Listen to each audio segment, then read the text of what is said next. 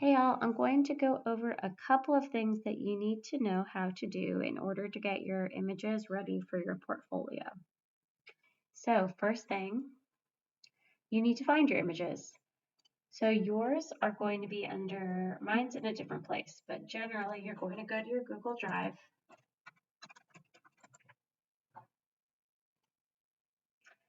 And then over here under Shared with Me, scroll down and you should see a folder that has your name on it, and I think it should also say architecture. It'll be shared with you from Mr. O'Hara. So find that folder first. When you open up that folder, you should see images of your work that have been uploaded into there.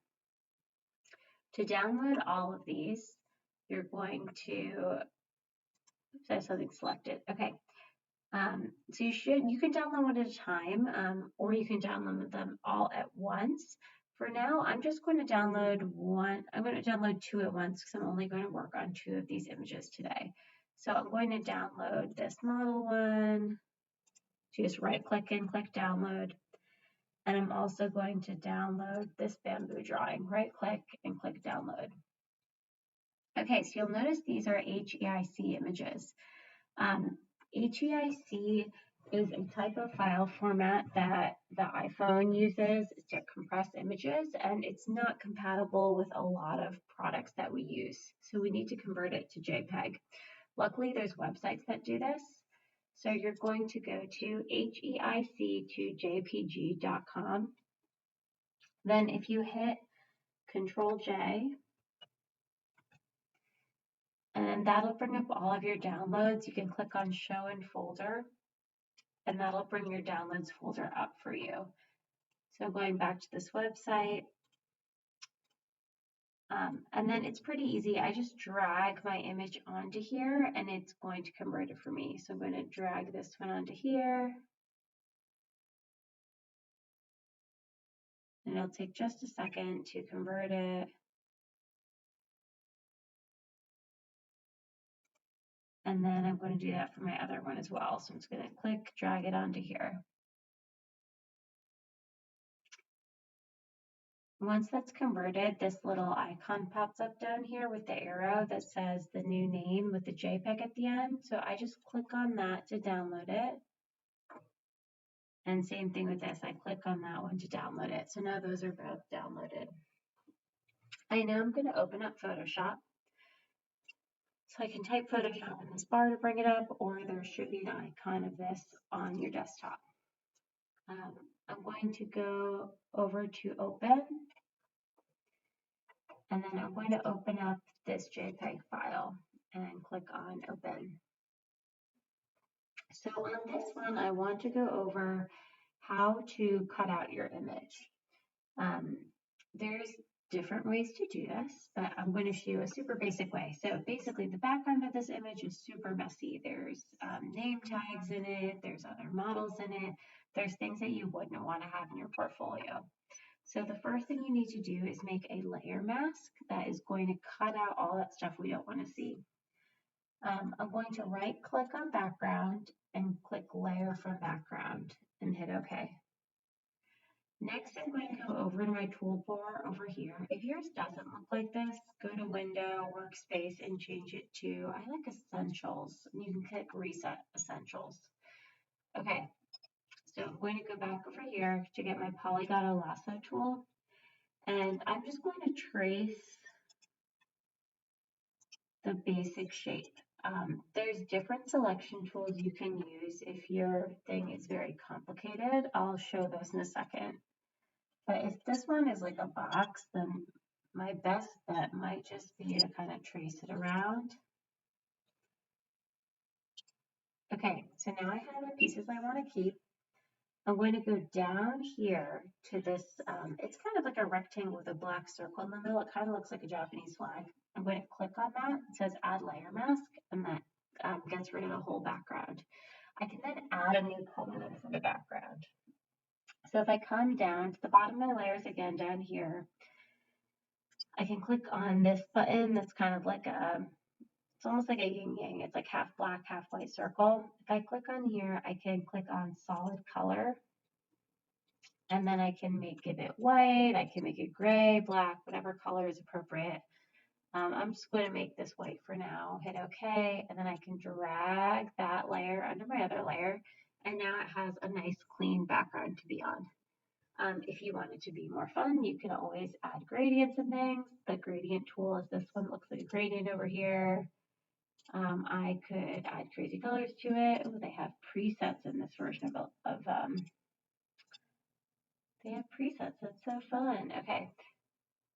So I could always make a new layer and do a gradient over the whole thing, right? So you can have some fun with it, but that's the basic way you cut out. Let's say you have very complicated edges and doing a polygon lasso is not going to work for you. There's some other tools here for selecting. One is the magic wand. So with the magic wand, I can select, see, it doesn't work that well in this case because so much of this is brown. But in theory, you can select things that are the same color. There's also this quick selection tool. So let me bring back this. So there's a quick selection tool. So I click on that. You can kind of move your way around and add to your selection. And it's going to look for where there's color difference. So it'll just pick that edge and it kind of clings to that edge. So let's see if I can get that. Okay, so let's get that for now. And let's say that's about the best I can do for now. So I can also go over here, fix that up a little bit. Okay, so there's a few things I can do here. I can feather this a little bit so the edge isn't so harsh. So if I go over to select, click on, where did it go? Focus area subjects, guide, modify, and then go to feather, and you can make this like 2 pixels, click OK, and that's just going to soften the edges a little bit. I'm going to click on my mask tool again. And this time, to get rid of this extra stuff, the way the mask works is that you can see in that image there's white and black. Anything that's black, it's going to mask. Anything that's white, it's going to show. So I can actually just take a paintbrush here, make sure I have black on here, make sure my opacity's up, and I bring down that tool size a little bit. And I can just draw on here to get rid of that like extra bit.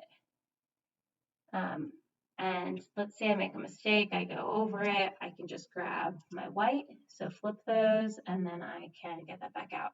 So what's so nice about using layer masks as opposed to just erasing is that this is, you can continue to modify this. So once I'm happy with it,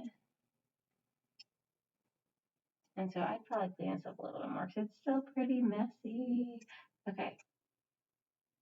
Once I'm happy with this, I'm going to save it. So I click on File, Save. I like to give things a slightly easier to remember name. So maybe this is chipboard model. And then this is saving it as a Photoshop. You do want to save it as a Photoshop and keep that file so that you can come back and edit it later. So I'm going to hit Save. And then I also want to save it as a JPEG. So I'm going to go to File, Save As, change this to JPG, and then hit Save. Okay, so that was all about cutting out a background. I'm going to open up another image to show you a few more adjustments you might need. So if you go to File, go to Open, I'm now going to grab my other image. So I'm going to open this up. The first thing I'm going to do is crop it. That's like the most basic thing that you will probably do all the time. So your cropping tool is this one right here. It says Crop Tool. You click it, and you'll notice there's these new edges on my drawing. And all I do is click and drag them in to be on my paper.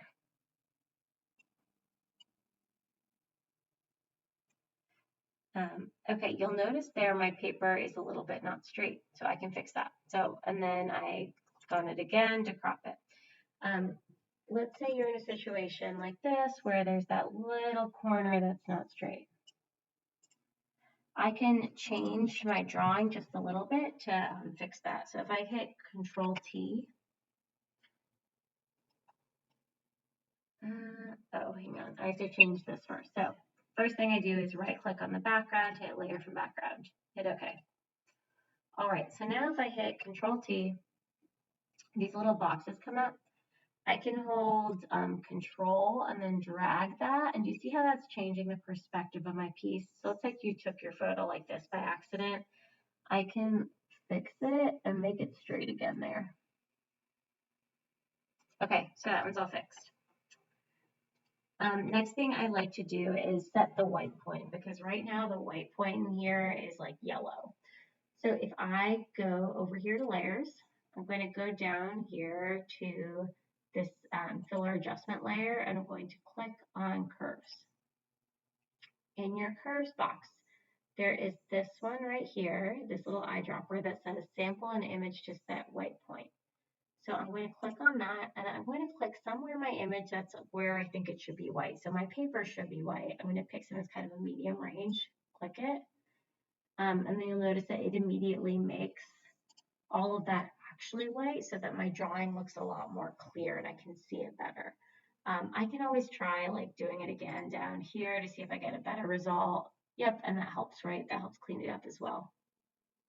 Another adjustment I like to do, so if I go back to layers, is brightness and contrast. So I click on brightness and contrast. I can work on like, maybe I want to have a little more contrast in there. Maybe I want to bring some of the paper back. I can fuss with it.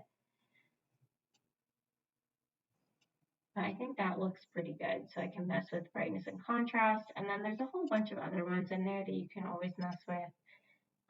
Curves, exposure, color balance, black and white, photo filter. You're welcome to play around with any of these.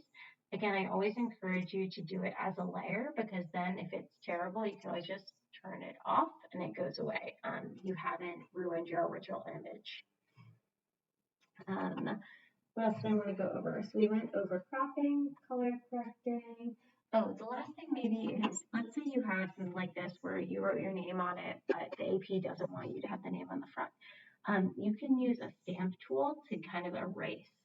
So I'm going to go back to this layer, and I'm going to click on my stamp tool here, and I'm going to then make it a little bigger.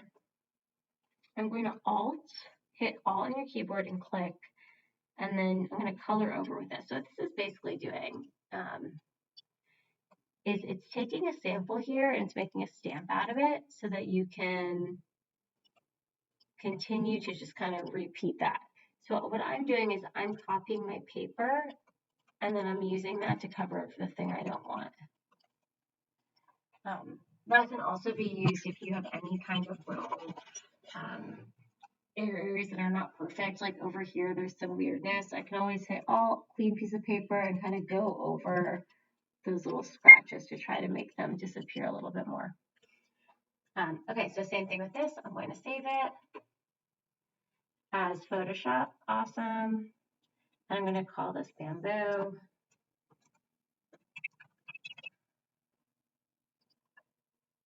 And then I'm also going to save it as a JPEG.